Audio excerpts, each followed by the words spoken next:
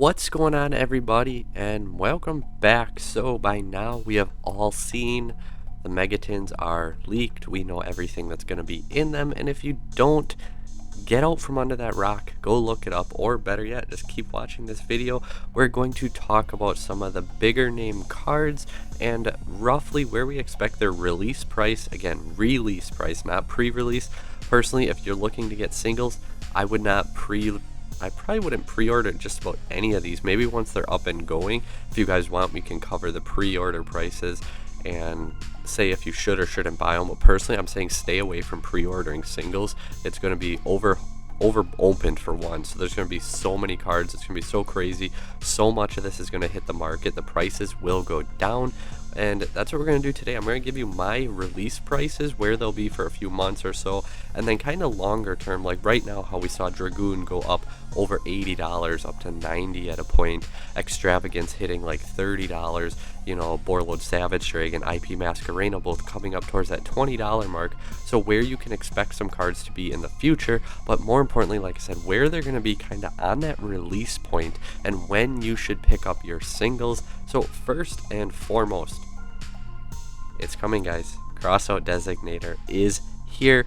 Everybody is so hyped for this card, and honestly, at least Cyber Dragon, guys, I don't know if I'm going to play it. I already have a few ideas to make the deck really essentially make my opponent play at least 3 bricks in their deck, because it's going to be useless against me.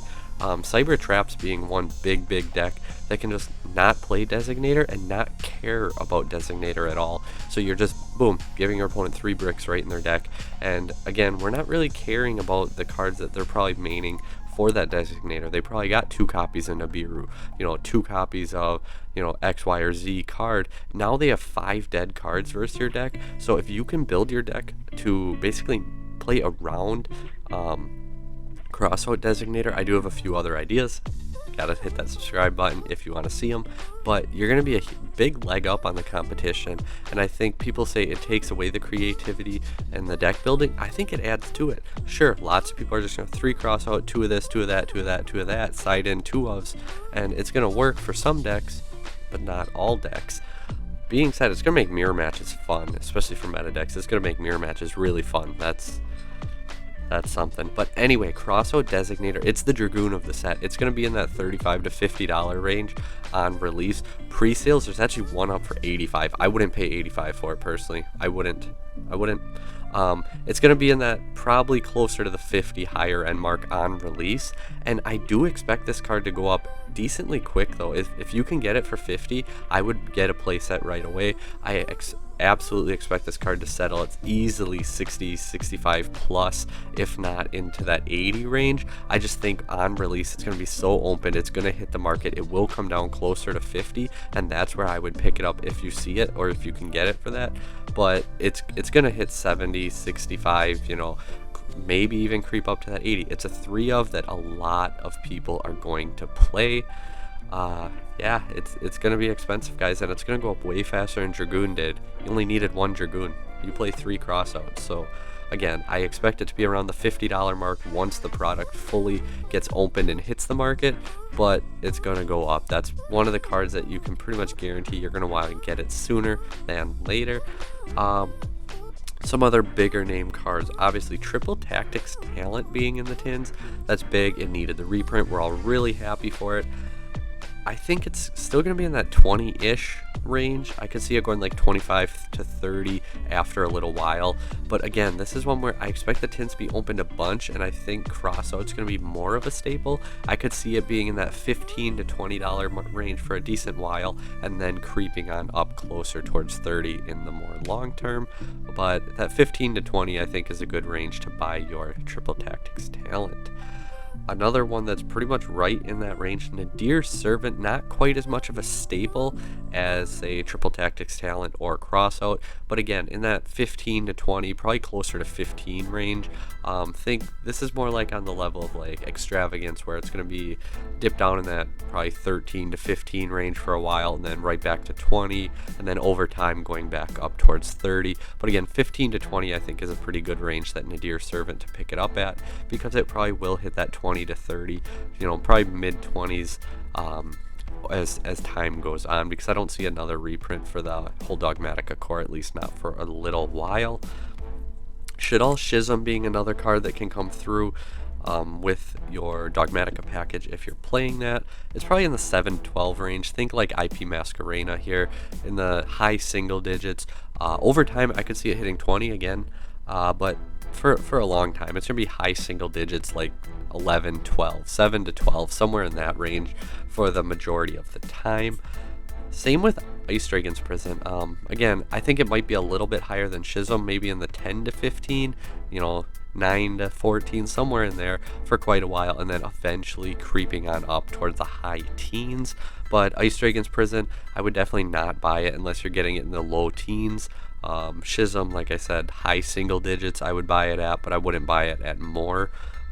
So Ecclesia and Fleur de Lis, keeping with the Dogmatica package. We're not going to cover every card, obviously. I'm trying to pick out cards that were like $20 plus, and we're not going to hit all of them, but Ecclesia and Fleur, I expect, you're going to be able to pick this card up for under $3 easy. It's going to be like $1 maybe. On release, I could see like 3 to 5 just because, Dogmatica engine, you got to get it, you got to pick it up 3 to 5.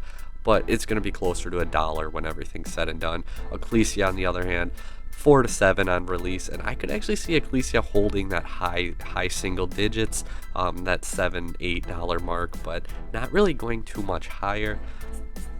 Other deck cores that there are, Adignisters, they're going to be cheap. Like, look at Altergeist in the Megatins when they're in it. Dirt cheap. AI Land being the one card that maybe it can push like $6-7 for the copy of it. But like Pakari, Achichi, those cards that were like $10 or maybe even more, I haven't looked at them in absolutely forever. Those cards are going to be $1 maybe. But the Ignister AI Land, I could see it being like $5-6. And I think that's a decent price to get it at. But don't be surprised. I could really see that being the Altergeist of this set and really just being $1, $2 for pretty much everything. Multifaker, I think, held $3 for a while. Keeping with the other deck cores before we hit a few more staples, if you will. Fractal from Tri-Brigade. I don't expect much of the Tri-Brigade stuff to be money. They are Tri-Brigade, Drytron, Virtual World. They're all like secret rarity upgrades, but unless they get like a card banned for a while and then they come back like Striker and then the buyouts happen, I don't think there's going to be a whole lot of value there.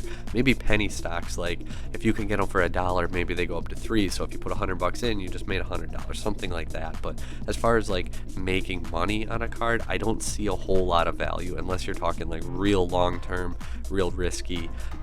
Fractal, it's probably going to be like $5 maybe in that ballpark. Not really going up or down with time, like I said, maybe format pending as the set gets older, creep on up, but $5 on Fractal. Lulu and the whole Virtual World core, again, I think it's going to be relatively cheap. The Ultras are what pretty much everyone's after in this set, although Dogmatica Punishment looks really, really nice as a secret. Schism and IDP are both secrets, but Lulu, probably in the $2 to $3 mark, and really the Virtual World cards, again, pretty cheap for the most part. One card that snuck in, Secret Slayers, Adamancipator getting all reprints. Researcher, I think it's going to secretly be a okay card. It could be, what's a good example of it from like last year's tins? Shoot, I know there's a couple that were like in that high, like right around $1 mark, and they actually hit like $3 or such. I could see Researcher being that card that kind of gets forgotten about with everything and being less than $1. And once people realize, hey, this deck's still decent, it's not great, it's decent. With a good pilot, it can be better. Infernobles is probably a little bit better if you're picking a rogue combo deck. I'd probably go Infernobles, but yeah, Researcher, it's probably gonna be that dollar card that could hit $3. Maybe I'm wrong. Maybe it's closer to $5, but I really don't see it. $1 to $3, something like that on release. Ghost Mourner, Ghost Girl getting her reprint. Finally, she's only like a $17 card or such. Maybe you should pick them up, guys. I picked up Ghost Belle for less than 20 when card's bad, card's never gonna be good, and yeah, they hit like 90 at one point, so maybe pick up your first ed Secret Mourners. That's what I plan on doing. But otherwise, Ghost Mourner, it's gonna be low single digits, $5 maybe. The first set secrets are the ones that may hold potential long-term value, just being a Ghost Girl's part of that set. But like the reprint's not going to hold a lot. Maybe if we don't get another reprint and all of a sudden the card's broken in a format, maybe it hits $10. But I don't see that happening. It's going to be a low single-digit card. Gearsu Mech Knight Gearsu is here. I'm actually excited for that. 5 to 10. I can see it being 5 to 10 on release. If Harp Horror comes back, this is a card that if it's under $5, I would pick up a playset or two, because if Harp Horror comes back, I would expect this card to probably be close to that like $9-10 mark, and you might be able to make a little bit of a profit on it and get a little bit back out of your investment. So Gearsu's one that I would really watch the price on release and pay attention to it, because that is a card where Harp very realistically can come back. So Gearsu, absolutely, I would circle it, put a star by it, check mark it, whatever. Gearsu is a card that I am watching personally to turn around and flip. I mean, sorry for you guys, but you know, everyone does it. So only 3 more cards for today. If you guys like this kind of video, let me know. I mean, I probably won't do it too often, but I feel like for all the hype, all the cards coming out, and the fact that at least as recording this at 9:30 last night, you're seeing it today, there's like 4 cards with pre-sale prices, and that's it. And they're ridiculous. They're way too expensive. I'm not paying $15 for Sky Striker Rose. Like, I'd maybe pay that for the original. Like, Rose is gonna be $1, $2. It's not holding 15. Like I said, don't pre-order singles. I would not pre-order singles unless they match my prices here. Then go ahead and do it, because then I'm right. Anyway, Archosaur, Adormand Archosaur, that's how we say it, right? It's Archosaur, it's Archo, it's Dino. Missed 2-1, but Dino is actually still pretty good. I sold mine for 65 a piece after buying them at 25s. 5 to 10, you know, maybe closer to the 5 mark. Miss ain't coming back, so it's not going to go up. Maybe there's a new support card, maybe Dinos hit a format and the card pushes 10, but I expect closer to $5 on Archosaur, possibly even closer to 3 as the hype kind of builds up. And like I said, so many people bought this product, they're going to open it, they're going to tear it open, they're going to go to sell it, they're going to try, and so many people are going to try to sell it. Guess what? Prices go down. So I could absolutely see this card dropping towards like 3. By the way, I am going to keep this video up at least long enough 2 months after to go through and check, and maybe I'll make a video on how close I was or how not close I was. But anyway, 2 more cards. Chaos Ruler. This card, well, you know, Dragon Link, you guys know how good this card is. What is it? Like, it was hitting like over $20-25 again at one point. It's probably in that high single digits on release, maybe low teens as time goes on. There's just so many good cards in this set. Not everything can keep value, and when I say over time, I'm not talking a year and a half. I'm talking like 4 or 5 months. Like in 4 or 5 months, you know, mid-teens maybe, but like on release, like I think $7-8 on Chaos Ruler is a pretty fair price. And finally, the first card we knew, I didn't forget about it, AA Zeus. Yeah, I think Zeus, I mean, where's Zeus going to be? I think it's gonna be closer to Nadir's Servant. It's not played in every deck. It's not as much of a staple as Tactics or Crossout, so it's not gonna be their prices. All these cards being ultra rares, and from what I've seen, it's one of the easier of the high priority cards to get. I think Zeus will be closer to that like 12 to 16 mark on release, you know, probably high teens, mid to high teens on release. But again, I could see it being low 20s after a little while, once the product kind of stops hitting circulation. I know they said we're going to get the product in waves. None of us really know what that means. Konami, do they know? I don't know if they know. But anyway, guys, this is kind of my projections for these cards and kind of where their price points are, which ones I'd get at where.